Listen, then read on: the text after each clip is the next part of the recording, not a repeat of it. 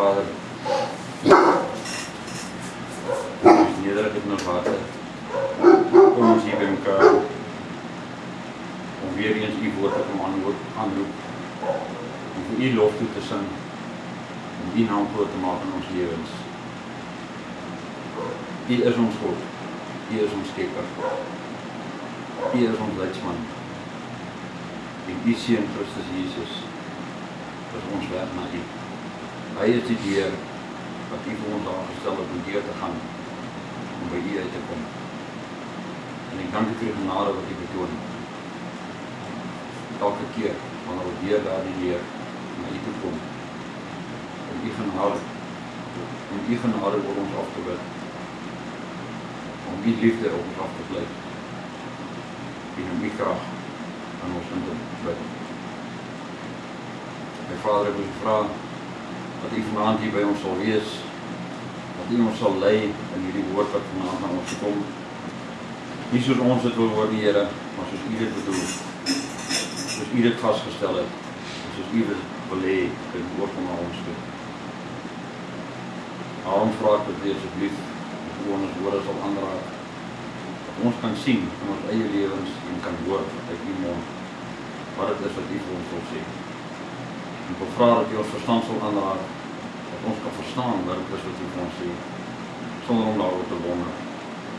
En dat u ons monde sal aanraak, sodat dit wat we hoor en sien, ons getuienis sal raak, om u naam groot te maak, en om u koninkryk te bevorder. Ek bid in die naam van Christus Jesus. Amen. Ons het die afgelope tyd nou al baie gepraat oor baie dinge, en baie goed bespreek. En ons het nou al 'n paar keer gehoor hoe die Here hart en regheid vir ons sê wat hy van ons verwag. Waar hy vir ons sê hoe hy wil hê ons lewens moet inrig. En waar hy vir ons vra om asseblief aan omkeer in ons lewens te doen. Ek en Annetjie vanoggend, vanmiddag, wanneer ek wou nie eens vanoggend, selfs oor getuienis waarna sy geluister het op internet, van 'n satanis, wat sy lewe omgedraai het, waar hy so in die sataniese bedrywighede was, dat hy selfs moorde gepleeg is gesaak. En enige mens kan gaan luister na 'n getuienis van 'n satanis. En daai mense kan vir jou sê, Satan is in werklikheid. Die hel is in werklikheid. Die demone wat saam met Satan diens doen, is alles werklikhede. En ek hoop dat mense bang raak as hulle hoor van hierdie goed. Want hulle het rede om bang te raak. Want 'n lewe in die hel is nie iets wat ek wil hê. Ja, my lewe is nie elke dag rooskleurig en 'n goue voetpad waar ek loop en prys die Here en sing lof vir sy naam elke dag nie. Ek is nie elke dag op 'n plek waar die Here my wil hê nie. Ek is nie elke oomblik van elke dag gereed om Jesus in die wolke te ontmoet as hy kom nie. Maar dit is omdat dit keuses is wat ek maak. Ek maak keuses wat my lewe beïnvloed. En dat my lewe ten slegste beïnvloed word op daardie oomblik wat Christus in die wolke verskyn om sy kinders te maal. En ek vergeet om hom daar te ontmoet. Maar dit kom alles terug na wat ons in ons lewens toelaat en wat ons ander mense toelaat om te sien in ons lewens, of van ons lewens, of van wie ons is. Die Here het my gegee Lukas 6, Lukas 13, vers 6 tot 9. 'n klein stukkie. Maar dit is regtig 'n stukkie wat baie diep. Dit raak baie diep. Dit gaan oor die gelykenis van die onvrugbare vyeboom.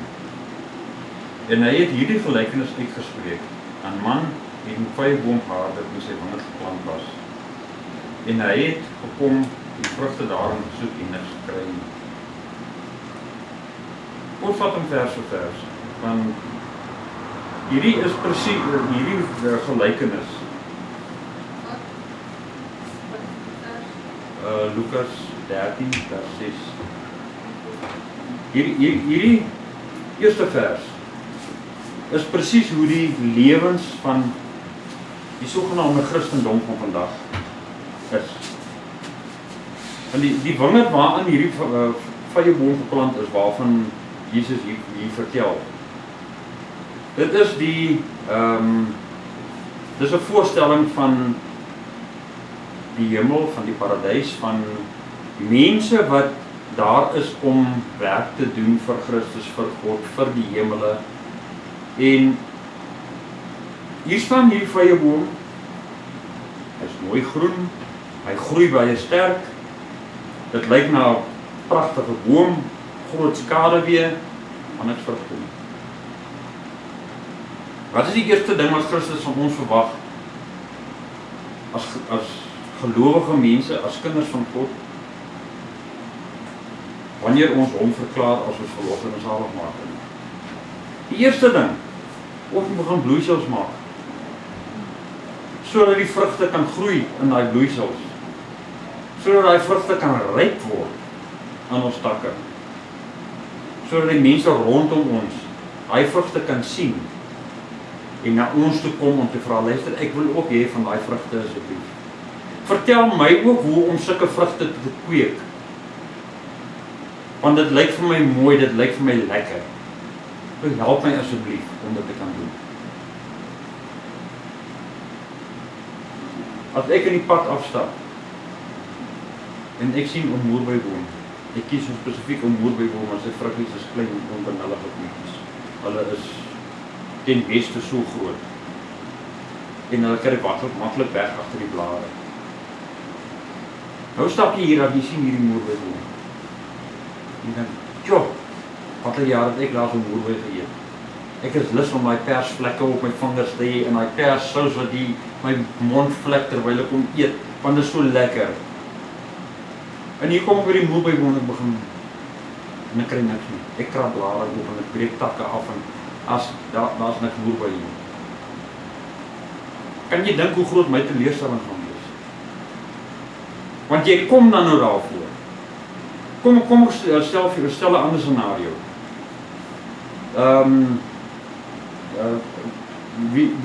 Wie's gewild op die sangcircuit nou? En wat?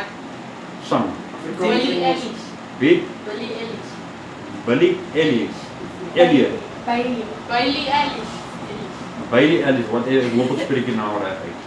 Hy's die ding op hierdie stadium. Okay, sy is die ding op hierdie stadium. Nou sit hulle die plakate dwars deur wind en dwars deur nou maar weer. Hierdie girl kom sing, sy kom tree op. En hulle, daai Gankom stadion is te klein.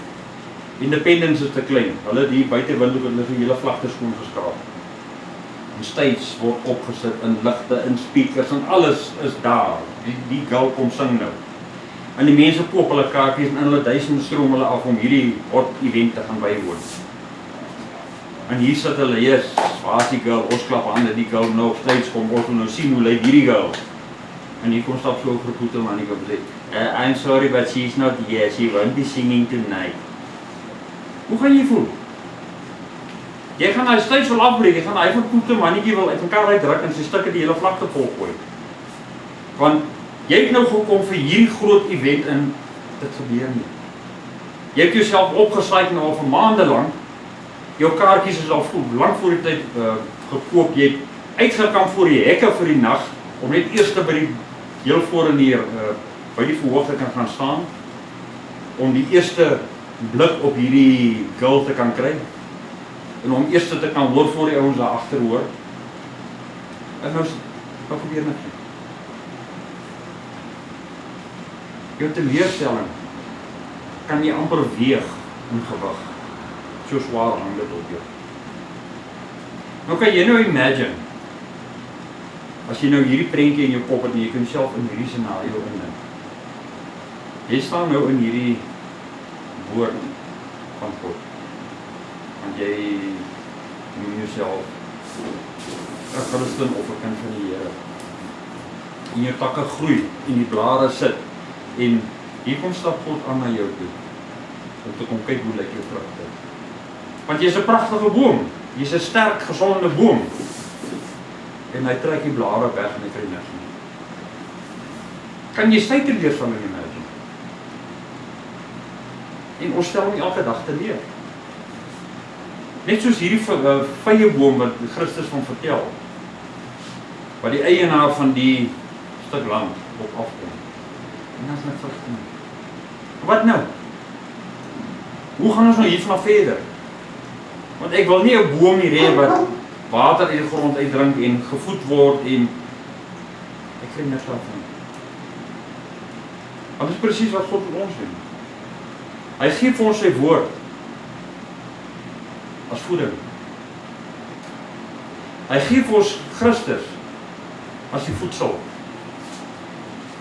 Hy gee vir ons die Heilige Gees wat deur ons wortels inkom om vir ons krag te gee sodat ons kan sterk groei en mooi bome kan raak wat onderstel is om mooi vrugte uit te gee. En dan gebeur niks. Hoe gaan ons daarvan af verder? Wat sê God gaan verder gebeur? Kom ons lees vers 7. Toe sê hy vir die tuinier, kyk, 3 jaar kom ek om vrugte aan hierdie boom te soek. En ek kry niks nie. Kap hom uit. Waarvoor maak hy die grond nog onvrugbaar? Is dit nie presies wat God met ons gaan doen nie? Ons dra nie ons vrugte uit nie. Ons getuig nie vir hom nie. Ons leer nie sy woord nie. Ons luister nie na die opdragte wat hy vir ons gee nie. Ons voer nie die opdragte uit wat ons wel hoor nie. En hier staan ons. Wat nou? Wat gaan God met ons doen? Gaan God nog verder sy asem mors om vir ons te sê, gaan help daai persoon, gaan bid vir hierdie ene, gaan lê daai in die hande op, versorg hierdie weduwee, troos daai wees, gaan ons dit doen? Dat is al mense wat dit kan doen. Hoekom sal ek my tyd mors om daai goed te doen as daar soveel ander mense is? Wat saam met my sê ons is Christen mense, so hulle kan dit mos ook gaan doen. Moet nie my werk om alleen te doen. Kry met anders. Jy self by ons werke. Ons kry opdrag om 'n jobie te doen wat ons nou regtig nie voorlus is nie. Dit is 'n ou juggie ding daai. Ek gaan vol stof raak. Ek spin op 'n hardloopbaan rond. Ek wil nie daar ingaan nie. Hoe kom ek kry die volgende en sê hoe jy dit gaan doen dit? Meneer of mevrou of wie wat gesê jy moet dit gaan doen. Want ek doen dit al voor. Dit trek deur in ons Christen lewe. In ons lewens as kinders van God. Ons kry die opdrag by hom, maar ons staan eers terug en kyk of iemand anders nie gaan vorentoe tree om dit te doen nie. En as niemand vorentoe tree nie, gaan ons my volgende sê, luister die Here het met gepraat, het gesê, jy moet daai en daai gaan doen. Dis sy opdrag. En so pas ons die bak na die volgende persoon. En daai persoon pas hom aan die volgende een toe. Totdat iemand eventually besluit, ek gaan dit maak. Dit is ons Christen lewe. Dit is die optrede van mense. Ons sê vir mense, leer die woord van God. Ja, right, ek sal hom leer vir die woord nie van wees. Ek gaan nie die moeite doen om die Bybel op te maak en te bestudeer en te leer en al die ander mense wat my kan vertel wat jy aangaan. Hoekom moet ek dit doen? Daar is niks daarin vir my nie. Ek meen, as ek hoor hoe mense dit praat en ek luister wat hulle sê, dan het ons nie nodig om te gaan sit en vroeg deur al hierdie woorde nie. En daar verloor ons vir God. Ons verloor vir Christus. Die Heilige Gees staan naby die heining en kyk vir jou. Want hy kan nie naby jou kom nie. Hy kan jou nie aanraak nie, hy kan jou nie waarsku nie. Want jy stel nie belang nie. En dit is waar ons is. Ons nog is. Jy weet, op die einde van die dag, met die lewens wat ons lei, kan ons God nie kwaadlik neem, as hy ons uitkap nie. Want dis wat hulle met vrugtebome gedoen het. As hulle nie vrugte gedra het nie, word uitgekap en 'n koperband word om sy stam gesit en vasgedraai en hy boom loop nie weer uit nie. Hy boom groei nie meer nie, hy dra nie meer vrugte nie, hy is morsdood. Hy gaan tot in sy wortels loop. En dit is wat God met ons gaan doen. Vers 8. Maar hy antwoord, is nou die tuinier. En sê vir hom, meneer, laat hom nog hierdie jaar staan, totdat ek hom gespit en misgegooi het. Wie dink julle is die tuinier? Die tuinier is Christus. Want Christus tree vir ons in by God. Die landeienaar is God. Die tuinier is Christus. So Christus tree almekaar vir ons in. Hy bepleit ons saak almekaar by God. Want hy het immers vir ons sondes betaal aan die kruis. So hy het die reg om vir ons in te tree by God. So wat doen Christus? Hy bepleit ons saak by God. En hy sê vir God, ek sal daai mense versorg. Ek sal die Heilige Gees na hulle toe stuur. Want dit was sy belofte in die Bybel aan die disippels en aan almal wat hom verkondig as hulle verlosser en zaligmaker. Hy stuur vir ons die Heilige Gees om ons te troos en om ons bewus te maak van sonde. Dis sy belofte. So vir 'n jaar lank stuur hy vir ons die Heilige Gees. Dis van die een vrugseisoen na die volgende vrugseisoen. Hy stuur hom vir ons. En die Heilige Gees kom. En die Heilige Gees gesels met ons. Hy maak ons bewus. Hy sê van jy kan nie nou soontoe gaan nie want daar lê sonde. Maar die keuse bly nog steeds myne. Ek kan nie vir jou of enigiemand besluit nie. Julle is die mense wat self die besluit moet neem. God kan nie vir ons besluit nie. Christus kan nie vir ons besluit nie. Die Heilige Gees kan nie vir ons besluit nie. Ons is die enigste mens wat mag het oor ons besluite. Maar die nadeel van ons besluite, ons wil nie die gevolge dra nie. Ons wil almal om ons blameer vir die gevolge van ons besluit. Want dit is almal se fout. Want hoekom het julle my nie ons het jou gewaarsku. Ons het vir jou gesê, maar jy wil nog steeds nie luister. Jy het jou besluit geneem, nou moet jy met die gevolge van jou besluit saamleef. En dis vir jou te veel. Dit is soos 'n sondaar wat nou doodgaan en hy gaan hel toe. En hy beklei, want hy wil nie daar wees nie. Want daar is dan vir hom gesê wat 'n mooi Christene is en hoe hy dinge reg doen en hoe hy maar hy het 'n sondige lewe gelei. Soos om aandag af te trek terwyl die woord verkondig word. Nou staan hy in die hel. En hy sê vir Satan, maar jy kan my nie nou vir jou insit nie. Dit was nie my skuld nie. Ek kan nie verantwoordelikheid dra daarvoor nie. Alle mense het my gesê ek moet. Weet, dis die een ding van Satan. En sy demoniese magte. Hulle gaan nooit vir jou sê, jy moet nie. Hulle gaan jou bring tot op 'n punt. En dan staan hy terug. Waar jy die besluit moet neem. Jy moet kies. En as jy verkeerd kies, en jy draai na Satan en sê, jou lustige bliksem, kyk waar het jy my nou? Sê, vrou, ek het niks gedoen nie.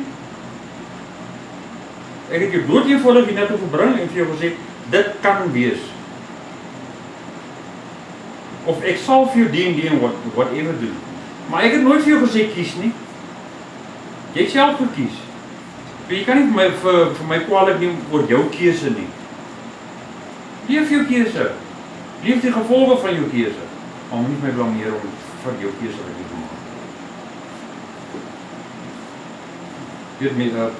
Mense vir jare lang hierdie sportprentjies gesien, by die duiweltjie en die engeltjie op die skouer van die cartoon characters.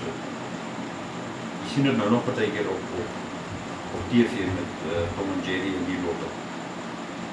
En dan beklei die twee karaktertjies nogal ook met mekaar. Maar dis hoe dit is. Satan sê vir jou een kant wat hy wil hê en wat hy vir jou beloof en wat hy dink wonderlik gaan wees. Aan die ander kant is die Heilige Gees wat vir jou vertel, dis nie die volgende woord, God se woord nie. Dis nie die belofte van God nie, dis nie die pad van God nie. Ja, dit klink wonderlik wat Satan vir jou voorsit en wat Satan vir jou beskryf en wat Satan alles vir jou voorhou as beloning. Ek meen, as jy kies die weg van Satan teen die weg van God. Die weg van Satan is hierdie massiewe groot highway wat jy eintlik as gestuur wil en slaap sit raak op plaas vir hy highway. En dis voet in die hoek en daar gaan jy. Teenoor die pad van God. Maar die pad partykeer so dof is dat jy op jou knie gedwing word om te soek waar is die pad voor jy weet of nou van hier nou weer op die pad. Vir meeste mense gaan hulle die maklike een kies. Want hoekom sal ek nou wil sukkel as ek kan maklik wees?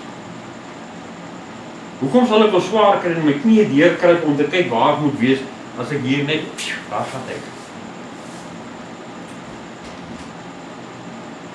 Want hulle wil nie toelaat dat Christus hulle bemes nie. Christus bemes jou met sy liefde. Hy bemes jou met sy verlossing. Hy bemes jou met die woord van God. Hy bemes jou met sy evangelie. En hy gee vir die Heilige Gees om jou kragtig te maak. Dis wat Christus doen. En dit is hoe hy jaar na jaar ons saak by God bepleit. Ons is nog steeds doof, ons wil nie hoor nie. Vers 9. As hy dan vrugte dra, goed, maar so nie, dan kan u hom ander jaar uitvat. Dit is die uiteinde. Christus sal bly poging op poging aanwend om ons op 'n beter plek te bring. Om ons op 'n plek te bring waar ons vrugte dra. Waar ons op 'n plek is waar ons daai vrugte vir mense om ons kan aanbied. Waar daai vrugte mooi en aantreklik kan wees. Dit is wat Christus probeer doen. Maar selfs Christus gaan iewers besluit. Dit gaan nie hierdie kite gaan nie opstyg gaan vlieg nie. Hierdie kite is te swaar. Geen wind kan hom optel nie. En hy gaan wegstap na die volgende persoon toe. Om by die volgende persoon te probeer. Ja, nie te probeer nie. Hy doen die beste wat hy kan en ons moet inval by sy probeerslag. Of sy poging. Want as ons nie daarby wil inval nie, is dit ons lewens wat daarmee hier is. Want God kap ons eenvoudig uit en soos in een van die ander gelykenisse word ons buite die grond op die vuur gegooi waar ons uitbrand. En dit is die uiteinde. Ons gaan uitgekap word, ons gaan uitgebrand word. Want ons kan nie hoor nie. Ons wil nie hoor, ons kan nie belang om te luister nie. Ek gaan nog 'n versie lees. Vers 24. Stry hard om in te gaan deur die noupoort. Want baie, sê ek, van julle sal probeer om te gaan en sal nie in staat wees nie. Ek kom by die gelykenis van die maalse oog. Of die noupoort. Die gelykenis van die noupoort. Maar die uiteinde is, as ons nie wil vrugte dra nie. As ons nie ons takke wil versprei, om meer sonlig te kry, sodat ons soeter vrugte kan dra vir die mense rondom ons nie. Dan is daar niks vir ons oor nie. Dan gaan ons nie deur die noupoort kan ingaan nie. Dan gaan ons nie kan wees soos die kameel wat deur 'n naald se oog pas nie.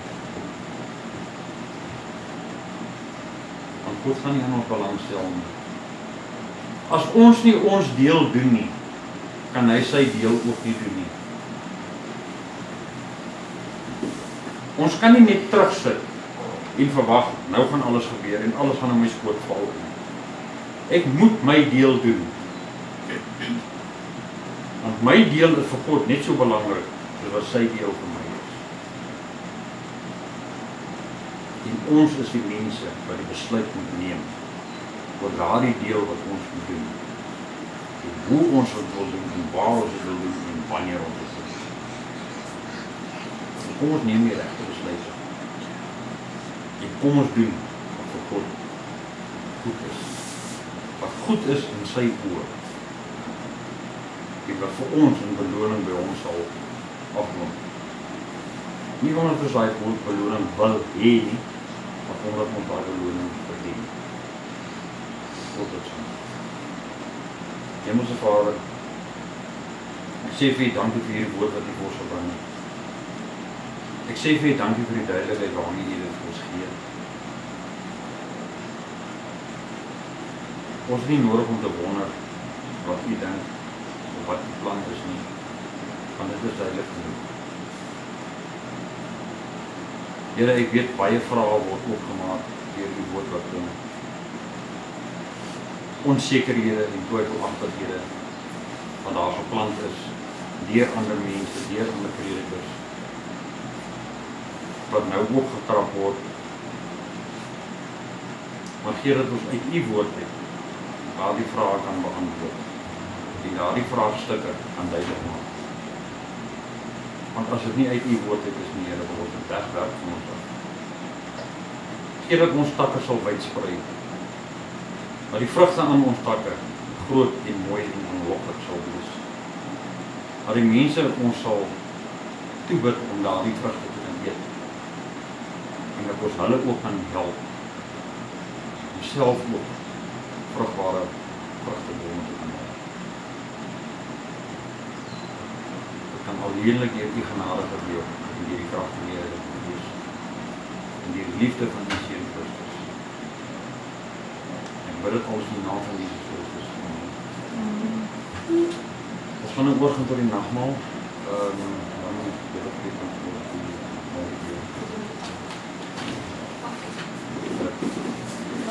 nee, ek gaan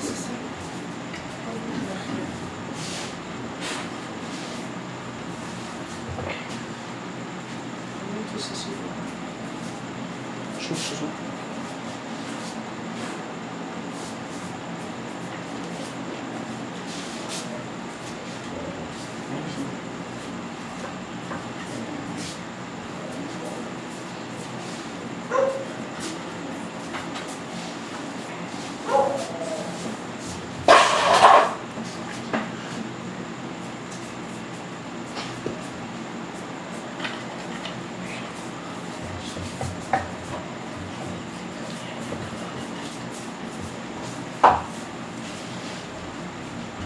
terwyl ons die nagmaal gebruik.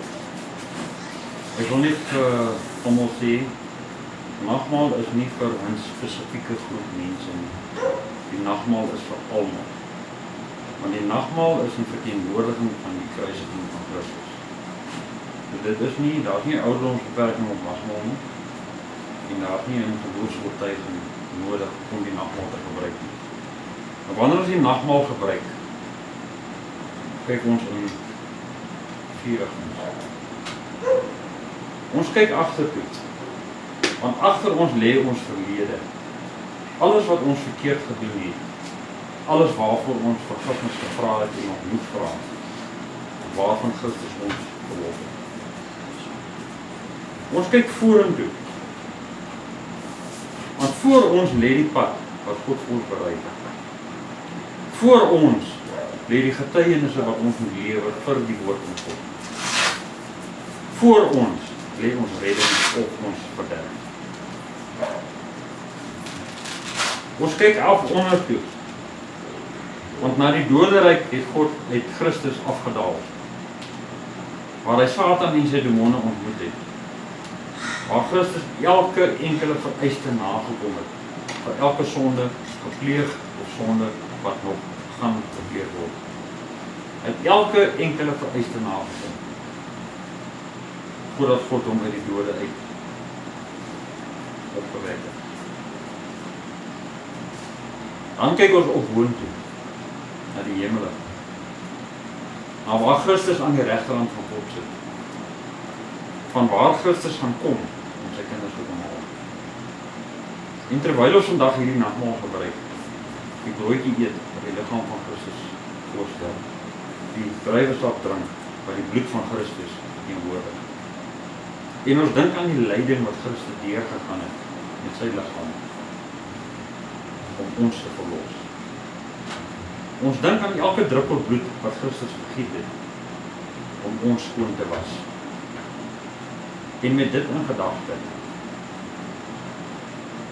doen vergifnis, vra vergifnis, en gebruik die nagmaal, wat Christus ons gedoen het.